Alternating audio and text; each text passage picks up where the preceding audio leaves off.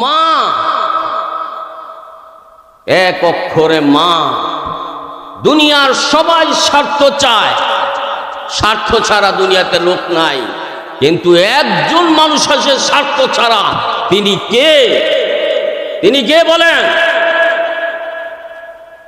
গড় জায়গা হয়, বিশাল জায়গা, মার জন্য বাবার জন্য কোনার মধ্যে একটু জায়গা হয় না। রাসূলুল্লাহ সাল্লাল্লাহু আলাইহি ওয়াসাল্লাম দুধ মার সেবা করে সাহাবীদের কাছে আলোড়ন সৃষ্টি। মা বাবা বোঝা হয়ে গেছে, তোমার যদি বোঝা হয় তুমি জায়গা রাখো, একদিন তুমি মা বাবা হইবা, তোমার সন্তান কখনো তোমাকে দেখবে না। বলেন ঠিক কিনা? এটা জায়গা রাখো। আল্লাহর নবী, বিশ্ব নবী মুহাম্মদুর রাসূলুল্লাহ সাল্লাল্লাহু আলাইহি ওয়াসাল্লামের কাছে একটা যুবক এসে বাবার বিরুদ্ধে অভিযোগ। মা বাবা বড় সম্পদ, আল্লাহর পরের স্থান কার কার বলেন? বাবা মা। এজন্য যাদের বাবা মা আছে সেবা করবেন। যদি সেবা না করেন, আপনি আবার বাপ মা হইলে আপনার কিচ্ছু দেখবে না। এই জন্য আল্লাহ নবী বলেছেন হাদিস, বাপ মার তিনটা দায়িত্ব। কটা দায়িত্ব? বাপ মার তিনটা দায়িত্ব।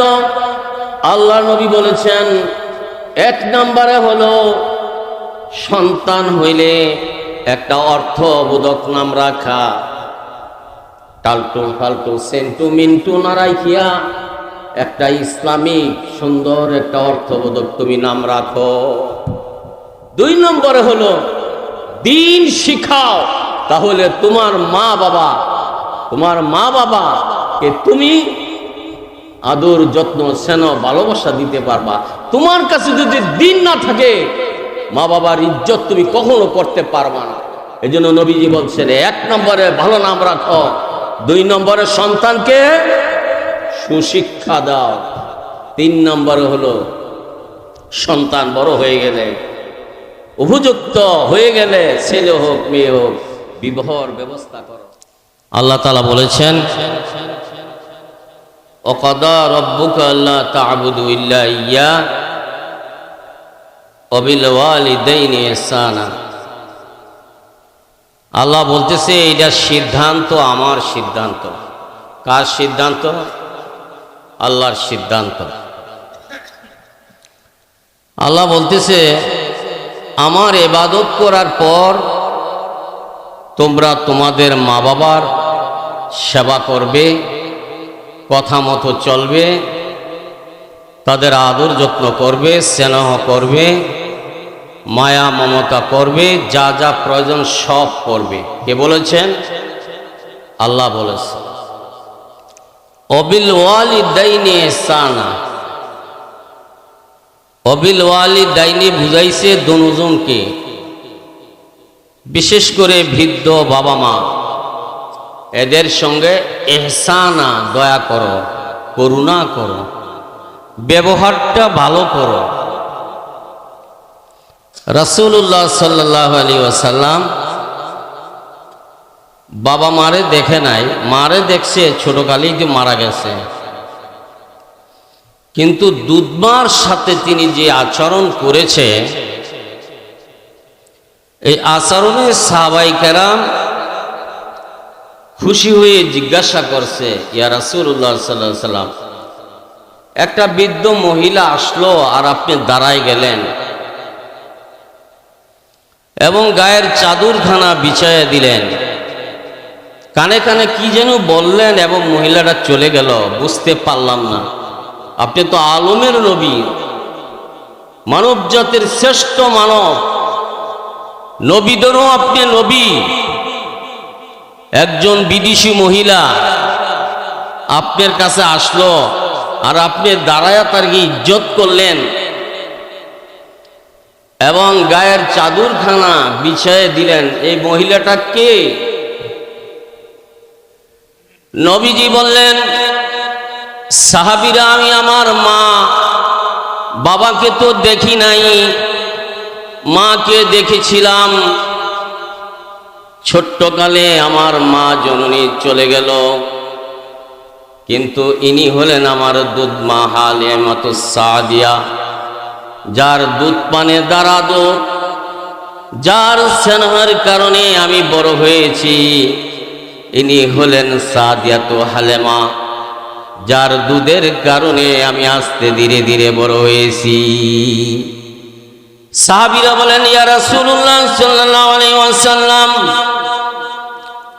আপনি আপনার দুধ মার সাথে যদি এরকম আচরণ করতে পারেন, আমরা বুঝতে পেরেছি যদি আপন মা বেঁচে থাকতো তাহলে আপনার আপন মার সাথে আপনি ব্যবহারটা কেমন করতে। মা, এক অক্ষরে মা। দুনিয়ার সবাই স্বার্থ চায়, স্বার্থ ছাড়া দুনিয়াতে লোক নাই, কিন্তু একজন মানুষ আছে স্বার্থ ছাড়া। তিনি কে? তিনি কে বলেন? গড় জায়গা হয়, বিশাল জায়গা, মার জন্য বাবার জন্য কোনার মধ্যে একটু জায়গা হয় না। রাসূলুল্লাহ সাল্লাল্লাহু আলাইহি ওয়াসাল্লাম দুধ মার সেবা করে সাহাবীদের কাছে আলোড়ন সৃষ্টি করেছে। এই জন্য একজন সাহাবী এসে বলেন, ইয়া রাসূলুল্লাহ সাল্লাল্লাহু আলাইহি ওয়াসাল্লাম, খেদমত করব কার? কারণ মা আছে, ভাই আছে, বাবা আছে, আত্মীয় স্বজন আছে, চাচা আছে, খালা আছে, অনেক লোক আছে, আপনি বলেন কার খেদমত করব? নবীজি বললেন, মায়ের খেদমত করো বেশি করে। সাহাবী বলেন, তারপরে কার খেদমত করব? নবীজি বললেন, মায়ের খেদমত করো। আবার সাহস করে সাহাবী বললেন, ইয়া রাসূলুল্লাহ, তারপরে কার খেদমত করব? নবীজি বলছেন, মায়ের খেদমত করো। সাহাবী আবার বলেন, ইয়া রাসূলুল্লাহ সাল্লাল্লাহু আলাইহি ওয়াসাল্লাম, তারপরে কার খেদমত করব? নবীজি বললেন, তারপরে তোমার বাবার খেদমত করিও। মায়ের কথা কয়বার বলছে? 3 বার বলছে। কারণ কি? কারণ হলো আমরা দেখতে পাই, জানতে পাই, মাস 9.5 বছর 6টি মাস বাচ্চারা ধারণ করার পর এই 9টা মাস মা ঠিক মতন ঘুমাইতে পারে নাই, খাইতে পারে নাই, পেটের জ্বালায় বিভিন্ন কষ্ট, ডাইন কাতে ভালো করে ঘুমাইতে পারে নাই, বাম কাতে ঘুমাইতে পারে নাই। যখন 9 মাস 9.5 মাস হয়েছে, তখন বাচ্চার মাথাটা উপরের দিকে থাকে, আর যখন হওয়ার সময় হয় ফেরেশতারা ঘাড় ধরে আস্তে আস্তে করে যখন ঘুরাইতে থাকে, তখন মায়ের পেটের ব্যথা শুরু হয়ে যায়। ওই সময় মায়ের ব্যথা শুরু হয়, কয় না এখন হওয়ার সময় হয়েছে। দায়েরা কি বলে? এখন হওয়ার, কারণ বাচ্চা তো উপরের দিকে, বাচ্চা তো করতে হবে নিচের দিকে, কারণ জরায়ুর দিকে বাচ্চা সেট করতে হবে। যখন লাড়তেছে একটা সময় পার হয়, 2, 4, 5, 10 ঘন্টা, এমনকি 2 দিন পর্যন্ত হয়ে যায়।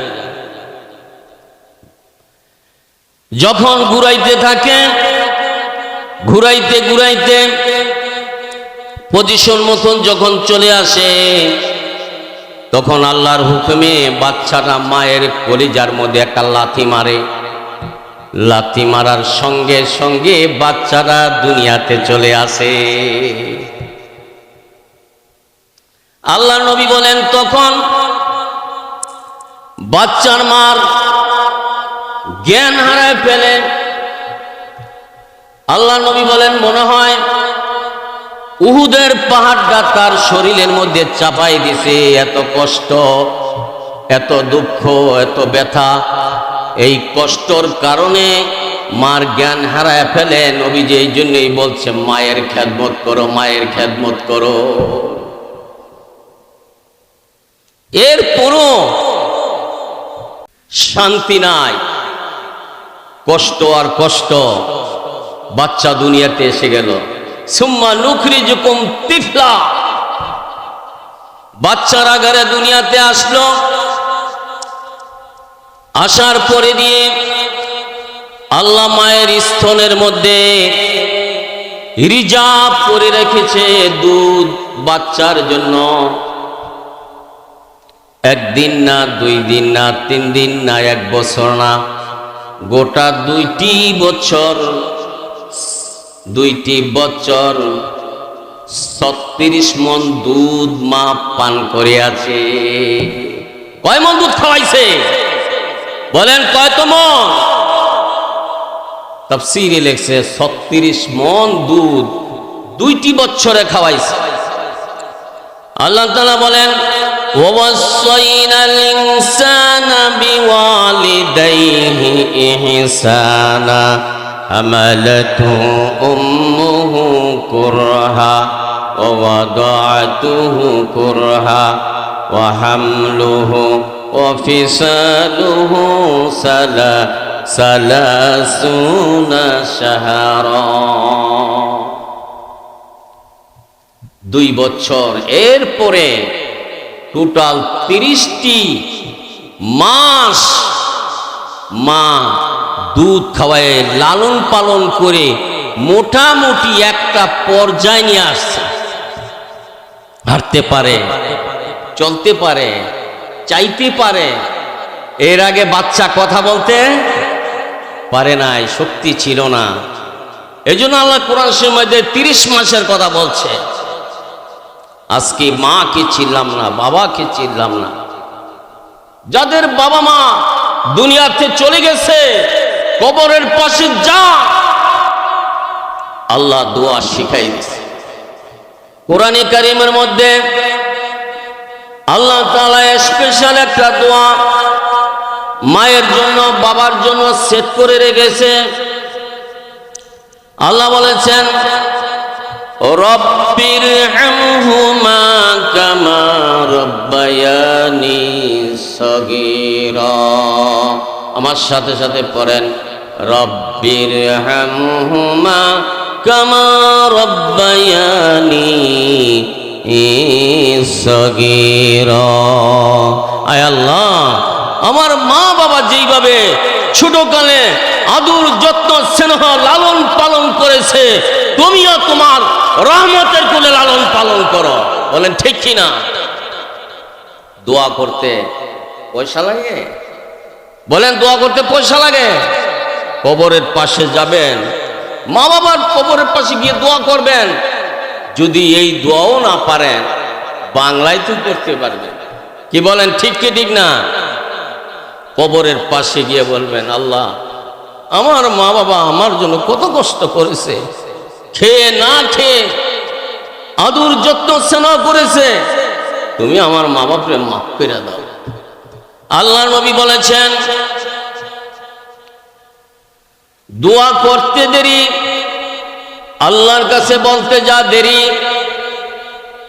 তোমার বলার কারণে যে চোখ দিয়া পানি বের হয়, এই চোখের পানি চোখ থেকে বেরিয়ে নাকে আসার আগে আগে আল্লাহ তোমার দোয়া কবুল করে মা বাপরে আল্লাহ মাফ করে দেয়। কবরের পাশে তো যাইতে হবে। কি বলেন? যাইতে হবে তো। কিন্তু দুঃখের বিষয়, মা বাবারও কিছু দায়িত্ব আছে, সেটা করে না বিধায় সন্তান দোয়াও শিখে না, কবরের পাশেও যায় না। মিয়া সাহেব, মা বাবা হলো আল্লাহর পরের স্থান। কে বলছে? কে বলছে? আল্লাহ তাআলা বলছে। আল্লাহর নবী বিশ্ব নবী মুহাম্মদুর রাসূলুল্লাহ সাল্লাল্লাহু আলাইহি সাল্লাম জিহাদের ময়দানে ডাক দিলেন। সমস্ত সাহাবীরা তৈয়ার হয়ে গেল। একজন সাহাবী আসলো, এসে বলে, ইয়া রাসূলুল্লাহ সাল্লাল্লাহু আলাইহি ওয়াসাল্লাম, আপনি ফয়সালা দেন।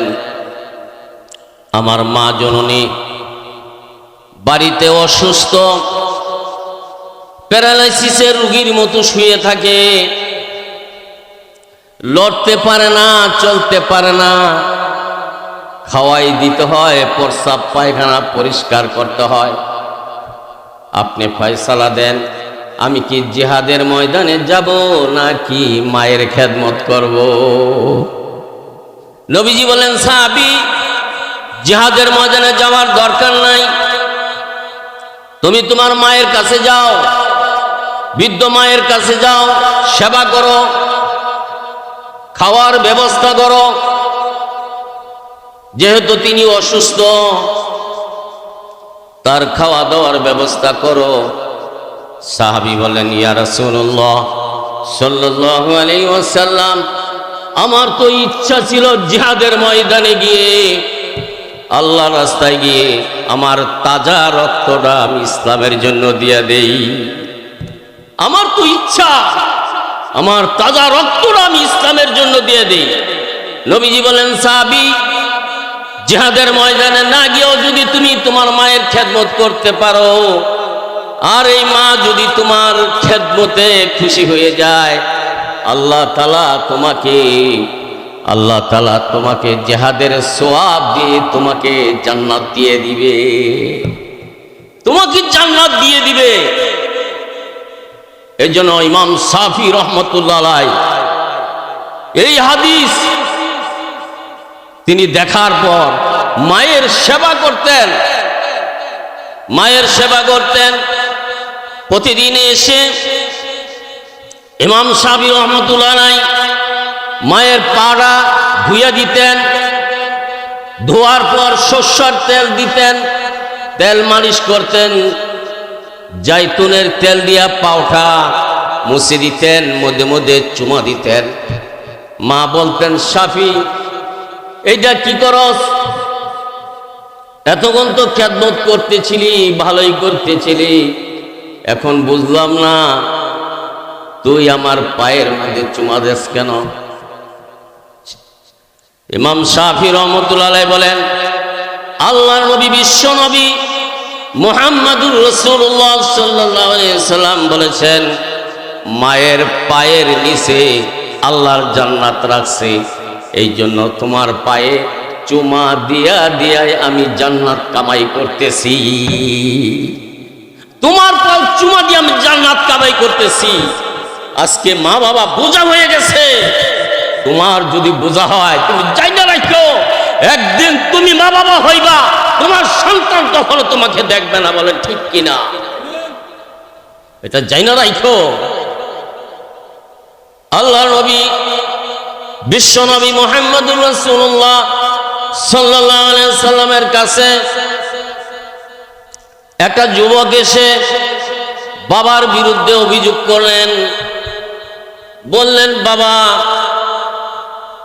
এত খরচ করে আমি দুই হাতে কামাই করি, বাবা দুই হাতে খরচ করে, আপনি একটু বুঝাইয়া দেন, আমার বাবা যেন খরচটা কম করে, আমার কথা শোনে না।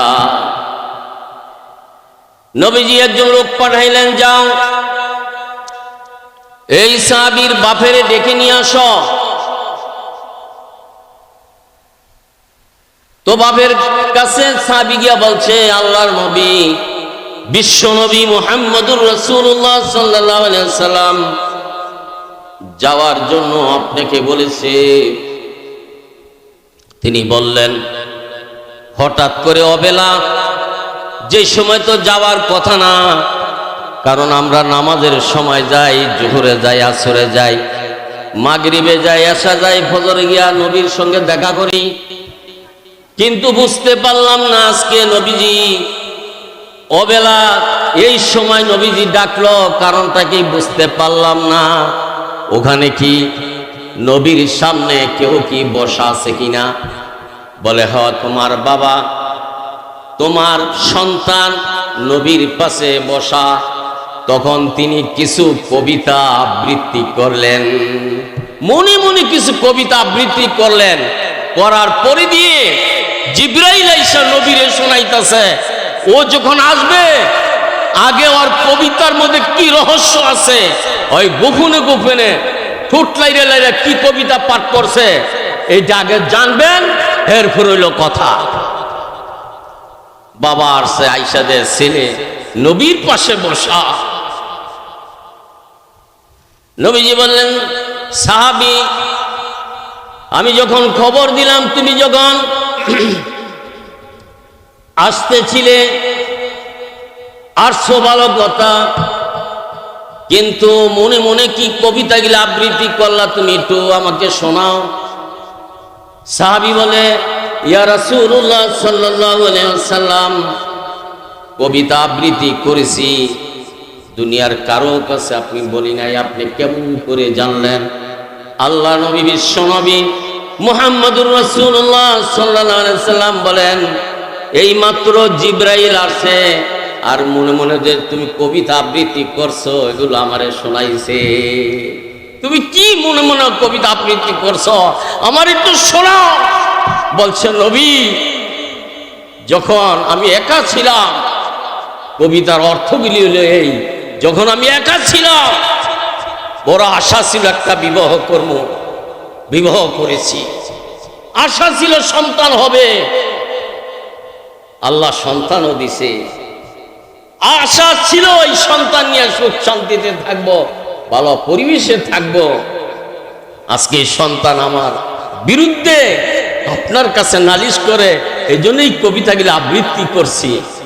নবীজি বললেন, এই বালক, বালক, তুমি যতদিন তোমার বাবা দুনিয়াতে থাকবে, এই সম্পত্তির মালিক সব তোমার বাবা।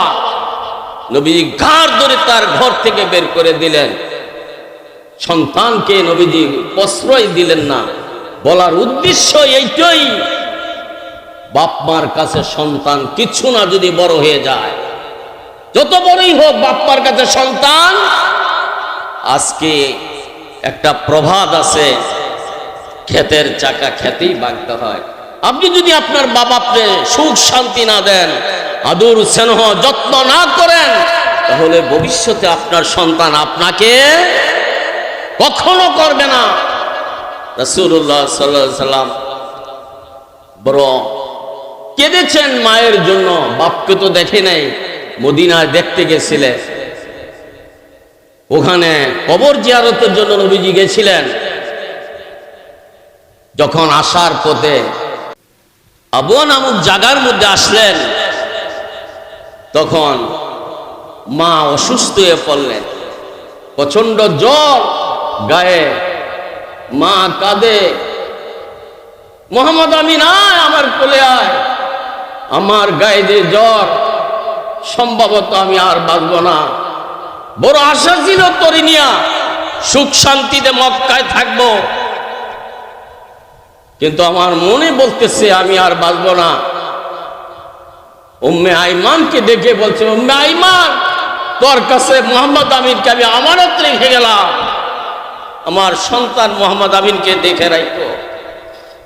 বলার উদ্দেশ্য, মা বাবা বড় সম্পদ, আল্লাহর পরের স্থান কার কার বলেন? বাবা মা। এই জন্য যাদের বাবা মা আছে, সেবা করবেন। যদি সেবা না করেন, আপনি আবার বাপ মা হইলে আপনার কিচ্ছু দেখবে না। এই জন্য আল্লাহ নবী বলেছেন, হাদিস, বাপ মার তিনটা দায়িত্ব। কটা দায়িত্ব? বাপ মার তিনটা দায়িত্ব। আল্লাহ নবী বলেছেন, এক নম্বরে হলো সন্তান হইলে একটা অর্থবোধক নাম রাখা, টালটু ফালটু সেন্টু মিন্টু না রাখিয়া একটা ইসলামিক সুন্দর একটা অর্থবোধক তুমি নাম রাখো। দুই নম্বরে হলো দিন শিখাও, তাহলে তোমার মা বাবা কে তুমি আদর যত্ন স্নেহ ভালোবাসা দিতে পারবা। তোমার কাছে যদি দিন না থাকে, মা বাবার ইজ্জত তুমি কখনো করতে পারবা না। এই জন্য নবীজি বলছেন, 1 নম্বরে ভালো নাম রাখো, 2 নম্বরে সন্তানকে সুশিক্ষা দাও, 3 নম্বরে হলো সন্তান বড় হয়ে গেলে, উপযুক্ত হয়ে গেলে, ছেলে হোক মেয়ে হোক, বিবাহর ব্যবস্থা করো। আজকে সন্তানগুলি বড় হয়ে যায়, কয় খোকা খোকা, বিয়া শাদির ব্যবস্থা করে না। যার জন্য কয়দিন পরে দূর তোর বাপ মা, আমারটা বুঝে না, আমি একটা বুঝবো কি করতে। আল্লাহ রাসূল সাল্লাল্লাহু আলাইহি সাল্লাম এই হাদিস বর্ণনা করে গেছে, মেয়ে উপযুক্ত হলে বিবাহ হওয়া, ছেলে উপযুক্ত হলে বিবাহ করনা। যদি না করেন তাহলে আপনার কথা কখনো শুনবে না। এই জন্য যাদের বাবা মা আছে সেবা করবেন, খেদমত করবেন, ভালোবাসা দিবেন।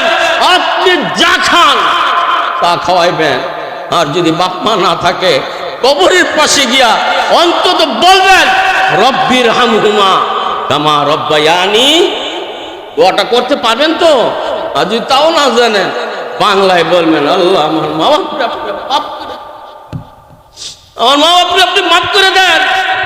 মা বাবার উসিলায় এই দুনিয়ার সৌন্দর্য আমি সব কিছু ভোগ করেছি মা বাবার উসিলা। এই জন্য রাসূলুল্লাহ সাল্লাল্লাহু আলাইহি সাল্লাম মা বাপরে দেখতে পারে নাই।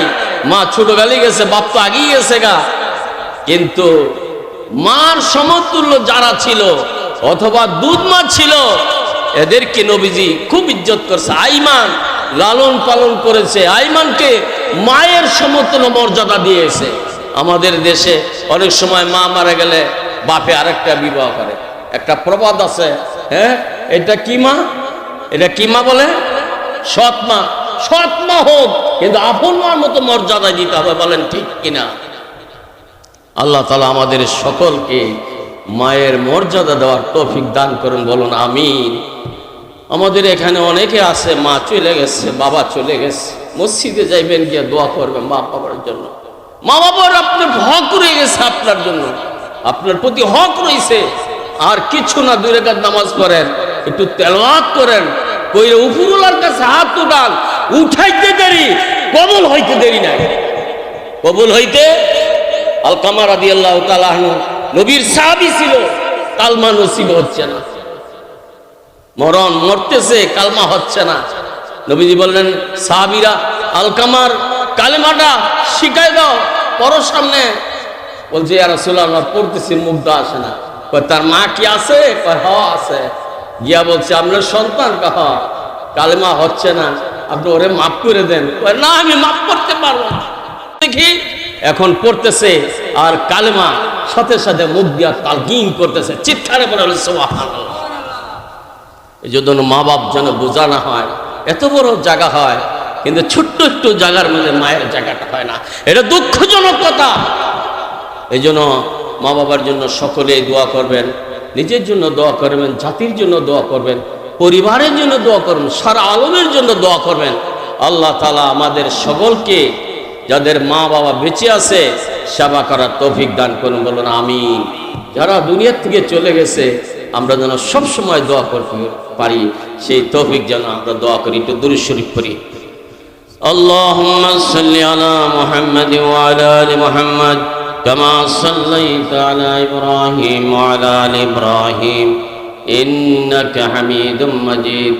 আল্লাহুম্মা বারিক আলা মুহাম্মাদ ওয়া আলা আলি মুহাম্মাদ কামা বারাকতা আলা ইব্রাহিম ওয়া আলা আলি ইব্রাহিম ইন্নাকা হামিদুম মাজিদ। আল্লাহুম্মা আমিন।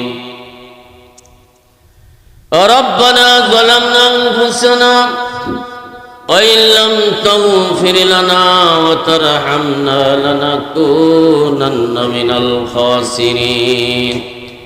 ربنا آتنا في الدنيا حسنة وفي الآخرة حسنة وقنا عذاب النار.